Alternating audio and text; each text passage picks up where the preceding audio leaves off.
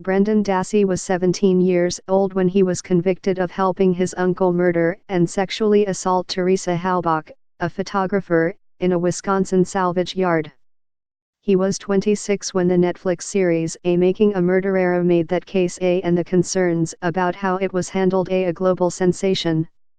Now, weeks from his 30th birthday, Mr. Dassey, who has pursued several failed legal appeals, is seeking mercy once again. On Wednesday, his legal team launched a campaign to persuade the state's governor, Tony Evers, a Democrat, to grant him clemency. The effort includes Mr. Dassey's first audio interview, recorded for a podcast about wrongful convictions, as well as television and print media exclusives. His legal team is also holding a news conference in Madison, Wisconsin, featuring educators, a clemency expert and a former United States Solicitor General who is now part of his legal team. It's really a coalition of voices that are calling on the governor just to take a close review of this case. Watch the videotapes, read the records, said Laura Nereter, one of Mr. Dassey's lawyers and a co-director of the Center on Wrongful Convictions at Northwestern University's Law School in Chicago. Millions of people watched Making a Murderer when Netflix released Season 1 of the documentary series in 2015. And while viewers continue to argue over the guilt or innocence of its main character, Mr. Dassey's uncle Stephen Avery, many of the show's viewers were moved by the plight of Mr. Dassey, who has intellectual disabilities and is serving a life sentence without the possibility of early release until 2048. The two men were found guilty in 2007 in the murder of 25-year-old Ms. Halbach, who was killed on Halloween 2 years earlier. Relatives of Ms. Halbach and the prosecutor in the case have defended the verdict. But according to Mr. Dassey's legal team, his lawyers at the time failed him and his conviction rested largely on a confession that had been coerced. His speech impairments put him in the bottom first percentile of being able to cope with spoken language, which is the currency of interrogation, Ms. Nereter said. During the interrogation, the authorities peppered Mr. Dassey, then 16, with questions, and no lawyer or other adult was present. In footage of the exchange, he appeared scared and unaware of the seriousness of the situation, asking after admitting to heinous crimes if he could return to school to make a class. One company that trains interrogators uses the footage as an example of what not to do. In a well-known exchange, the investigators asked Mr. Dassey what had happened to Ms. Halbach's head, hoping that he would reveal information that had not yet been publicly released, that she was shot. After offering several other answers, he appeared to give up. That's all I can remember, he said. It was only after an investigator specifically asked who shot Ms. Halbach that Mr. Dassey said his uncle had. When asked why he hadn't said so sooner, Mr. Dassey replied, because I couldn't think of it.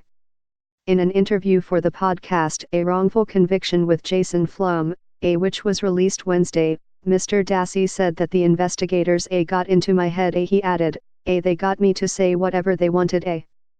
Within months of Mr. Dassey's 2007 conviction, Stephen Drizin, a co-director of the Northwestern University Center on Wrongful Convictions, signed on to help him appeal his sentence. Mr. Drizin soon enlisted help from Ms. Nereter, one of his law students. Over the years, Mr. Dassey's legal team scored victories and setbacks. 3 years ago, they nearly secured a temporary release from prison just before Thanksgiving only to have it blocked at the last minute.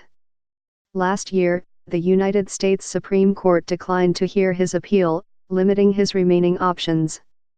Mr. Dassey's uncle, Mr. Avery, continues to appeal his own conviction. A major advancement in that effort appeared to materialize last month when another Wisconsin inmate admitted to the killing, but it was soon revealed that the inmate's confession was contingent on a $100,000 reward announced by Mr. Avery's lawyer for information leading to Ms. Halbach's killer. The inmate, Joseph Evans, had asked for an even greater sum from the lawyer, Kathleen Zellner, who described the confession on Twitter as a worthless without corroboration.